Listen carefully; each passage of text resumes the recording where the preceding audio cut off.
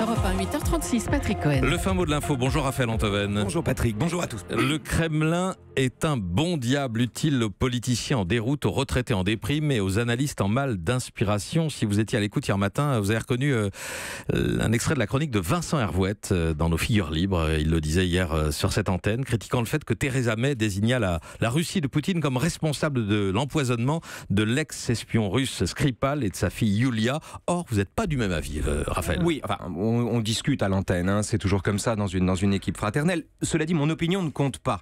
Je ne suis pas compétent et moi aussi j'ignore ce qui s'est passé. C'est le raisonnement de Vincent qui en l'occurrence me semble excessif. Alors qu'est-ce qu'il y a d'excessif chez Vincent Hervouette ? Que dit-il ? Nos auditeurs peuvent écouter la chronique. Il n'y a pas de preuves, pas de témoins, pas d'armes, pas de mobile et pas de scénario.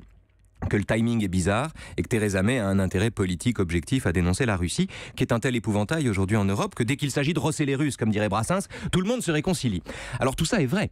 Là où ça va peut-être trop loin à mon avis, c'est que, répondant à l'objection que vous lui faites, Patrick, à savoir qui d'autre que Moscou peut fabriquer un agent neurotoxique de type militaire, Vincent Hervouette concède que l'arme provient certainement de l'armée russe, mais fait valoir aussitôt qu'il y a du trafic et des mafias, dit-il, qui achètent et utilisent ce genre de poison.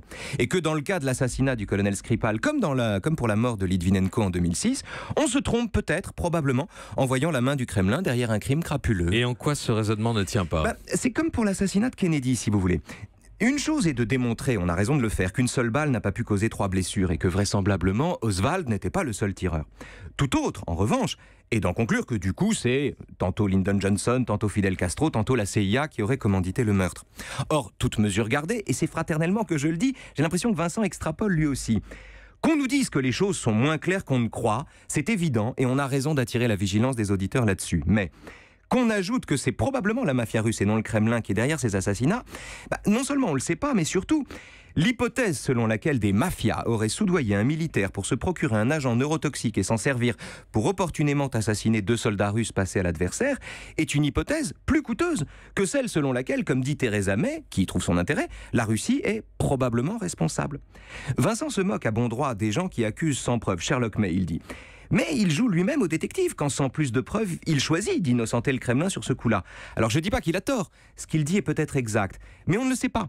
Ce qu'on sait en revanche, c'est qu'en ignorance de cause, il faut appliquer le principe de parcimonie et entre 2 hypothèses, choisir la moins coûteuse. Voilà. Le fin mot de l'info. Et pourquoi, quand on ne sait pas ce qui s'est passé, faire compliqué quand on peut faire simple ? Et Moscou a demandé des échantillons de l'agent chimique pour vérifier à suivre, donc. sa provenance. Affaire à suivre. Merci à vous Raphaël Antoven. Europe 1.